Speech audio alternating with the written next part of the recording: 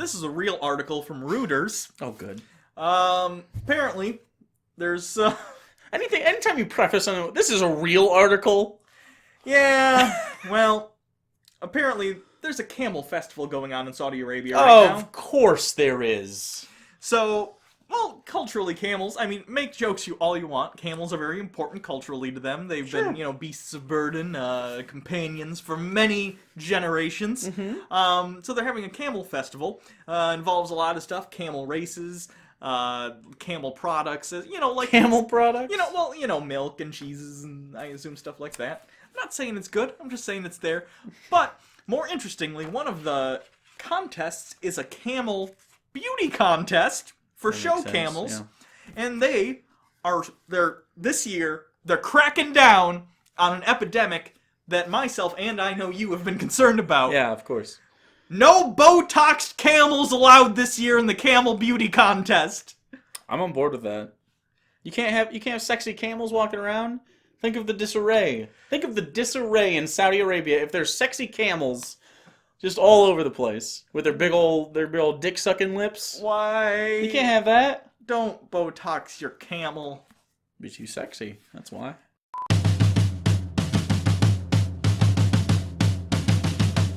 La la la la la la la la la la la. Here we go. It's the Bible reloaded, logic explosion, like Jesus and Moses, but it's Hugo and Jake. The Bible is shaded, and most of it taken, so get educated with Hugo and Jake. Pull up a pew and stop what you're doing. It's Bible reloaded time. They call it Amated, the theist will hate it. I'm talking to taken, but it's Hugo and Jake. So I'm with the show then. It's not candy coated, it's the Bible reloaded with Hugo and Jake. With Hugo and Jake. Hello everyone, I'm Hugo, And I'm Jake. and this is the Bible Reloaded on Hugo and Jake. Your home for Botox camel fetishes. Fine. That's our new brand. Today we're returning to the Atheist Bible Study. We're in Ezekiel. We're going to be starting on Chapter 7, The End Has Come. I'm going to skim this because it's mostly the same stuff from last time, God saying... Also, it's like a poem. Yeah, mostly God just saying, so-and-so, you will see the day. Doom has burst forth, the rod has budded, arrogance has blossomed. You get it. Yeah, so we're no. just going to skip 7, move right on to 8. Idolatry in the temple. Well, where were we last time? We had he cut his head with a sword? Last time we ended... Cut his hair off with a sword? Last time we ended with, and they will know that I am the Lord, the verse That's that right, they yeah. based the Pulp Fiction fake verse on. I am the Lord! So, Ezekiel, chapter 8. In the 6th year, in the 6th month, on the 5th day, while I was sitting in my house, and the elders of Judah were sitting before me, the hand of the sovereign Lord came on to me. I looked and saw a figure like that of a man. From what appeared to be his waist down, he was like fire, and from there up his appearance was bright as glowing metal. He stretched out what looked like a hand, and took me by the hair of my head. Johnny Blaze? Just really aggressive Johnny Blaze from the Fantastic Four? Grabbing people by the head, Yeah. that's a Blaze move. Alright. That's a Blaze! Classic Classic Blaze! Blaze! What a douche. The Spirit lifted me up between the earth and heaven, and in visions of God he took me to Jerusalem, to the entrance of the north gate of the inner court, where the idol that provokes to jealousy stood. And there before me was the glory of God of Israel, as in the vision I had seen in the plain. Then he said to me, Son of man, look toward the north. So I looked. And in the entrance of the north gate of the altar I saw this idol of jealousy. Idol of jealousy? Is it just any idol that isn't him? Yeah, they're talking about, because this is... Like an idol that makes God jealous, or an idol that makes other people jealous? That makes God jealous. Oh, good. It makes God jealous. Yeah. Because what Ezekiel is doing here, this is God explaining to Ezekiel, this is why I destroyed Jerusalem, and this is how I destroyed Jerusalem. Say what you will about God, but my perfect beings definitely have issues with their self-worth and do experience jealousy. That's the way to do it. That's what you want an all-powerful being. But you want them too perfect. to have tons of self-confidence issues. Because Yeah. no one who has Oh, yeah. poor self-image Right. lashes out at others. Right, you want them to have real quick to anger, make rash decisions, maybe genocide the whole place and undo that. Yeah, dude, that's perfect. And he said to me, Son of man, do you see what they are doing? The utterly detestable things the Israelites are doing? Things that will drive me far from my sanctuary, but you will see things that are even more detestable. Then he brought me to the entrance to the court. I looked and I saw a hole in the wall. Uh-oh. He said to me, Uh-oh. Son of man, now dig into the wall. So I dug into the wall and saw a doorway there. I think you guys know what I thought that was at first. What did you think it was? What did you think it was? Are you guys familiar with glory holes? Oh my god. Yeah. Yep. That's it. There's no joke. I just thought, The joke is, joke is our careers. Wow, my brain. This is your brain on glory holes. And he said to me, Go in and see the wicked and detestable things they are doing there. Come on! It's a glory hole! It's not a glory hole!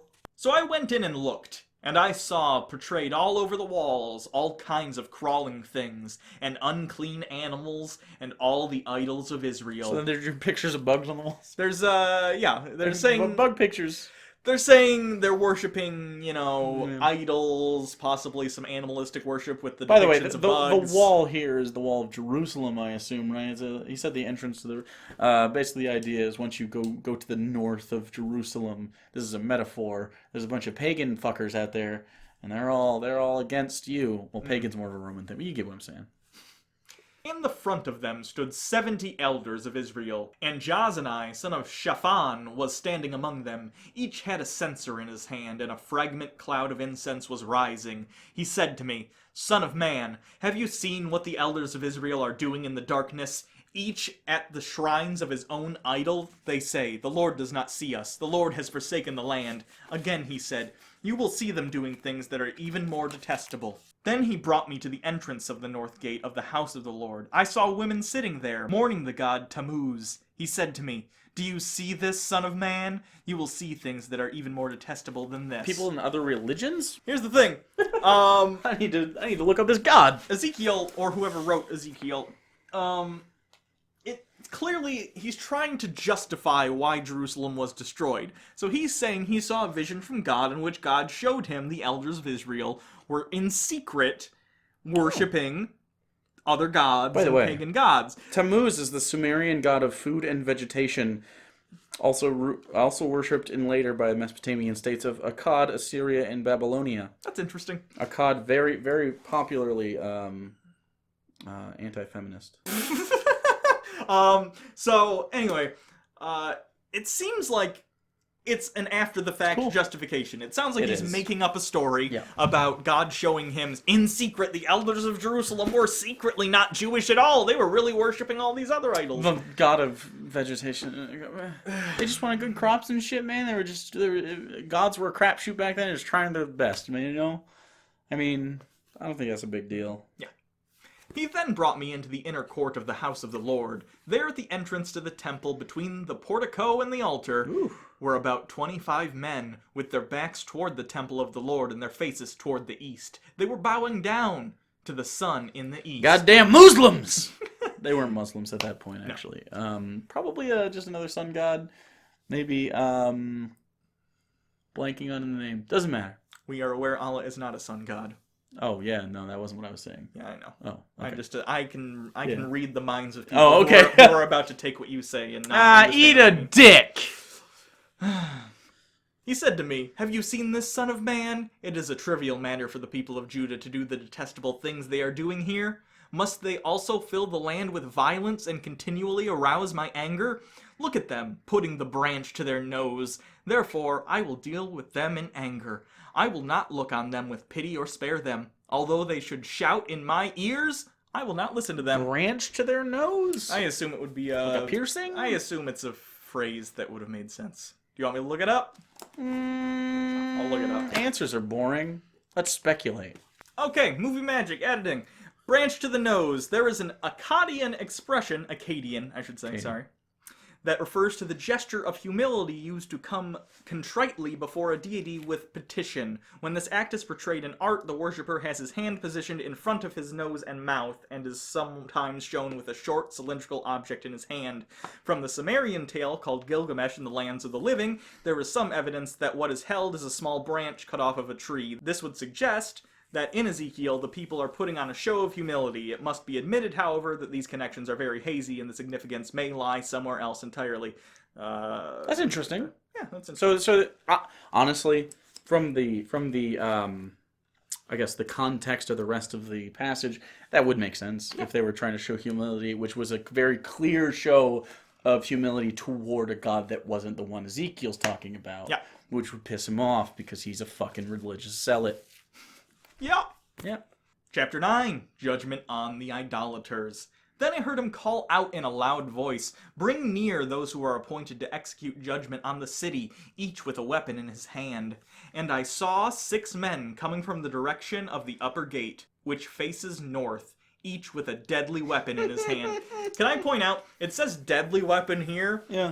This is the NIV version, right? Yeah, correct. In the King James Version, or some other version I read earlier today, because I left this here, I was reading it on the computer at my house, they called them, that said, each with a slaughter weapon in his hand. Ooh, that's better. Which slaughter weapon is one of my new favorite ways to describe a weapon. Slaughter weapon kind of implies more of a knife meant for slitting the throat of a cow or something like that. Maybe. With them was a man clothed in linen who had a writing kit at his side. What? They came in and stood beside the bronze altar. This sounds like a D&D opening. A little bit, yeah. Now the glory of the God of Israel went up from the cherubim where it had been, and moved to the threshold of the temple. Then the Lord called the man clothed in linen who had the writing kit at his side, and said to him, "Go throughout the city of Jerusalem, and put a mark on the foreheads of those who grieve and lament over the detestable things that are done in it." Yeah. Just give me your forehead, fucker. Couldn't they just go... He's telling a lie right now, don't interrupt him. Oh. As I listened, he said to the others, "Follow him through the city, and kill without showing pity or compassion. Slaughter the old men, the young men and women, the mothers and children, but do not touch anyone who has the mark." Oh, so you wouldn't want to... You would want the mark on. Yep. So wouldn't you just look at someone else with the mark and try to copy that? You would think so. Okay.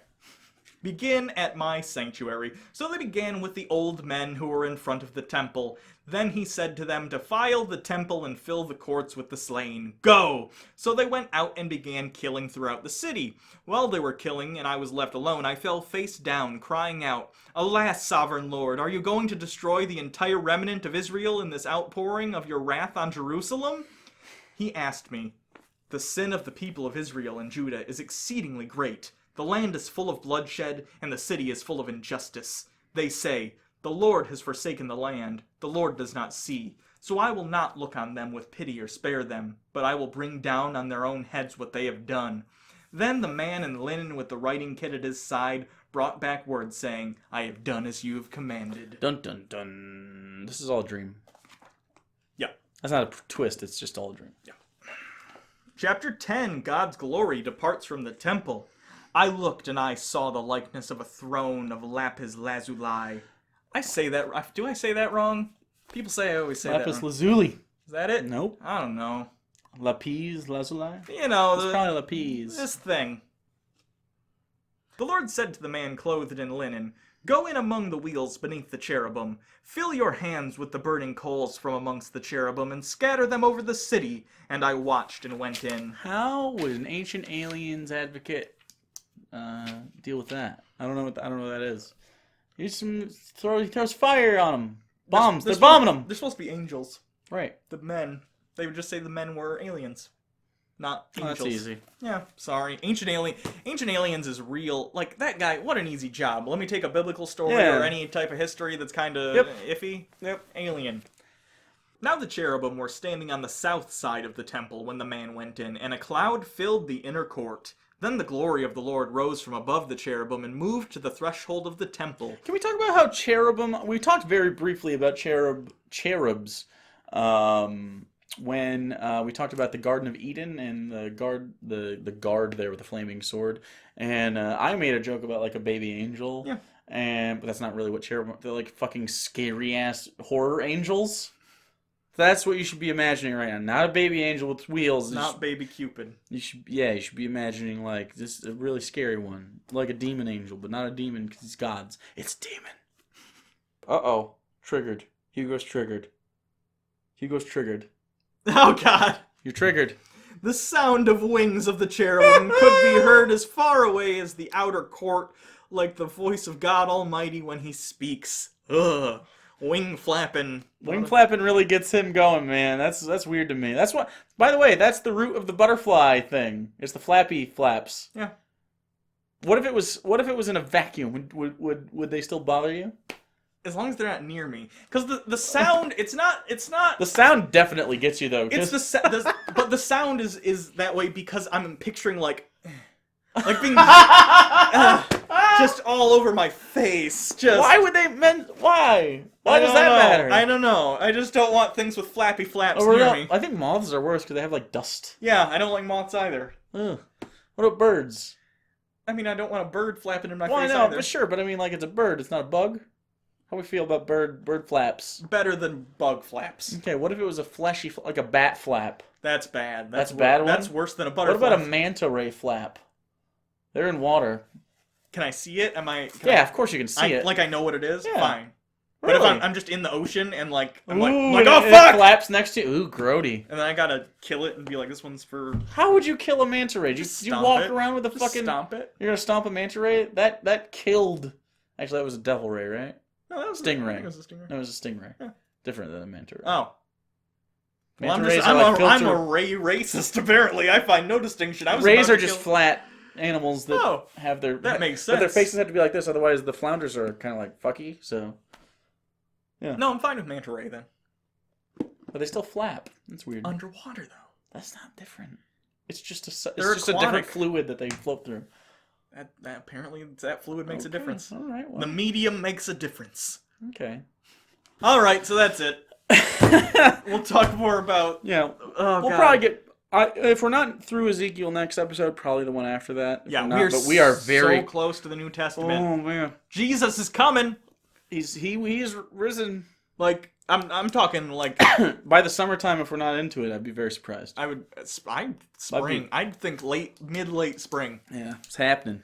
So stay tuned for that. Well, and we'll probably label like It'll be New number Testament. one. We'll restart the numbering Yeah. just for ease of Yeah, use. so if that's what you want to get to, you can get to it. We'll still reference the Old Testament though, because that's why we read it first. It's important.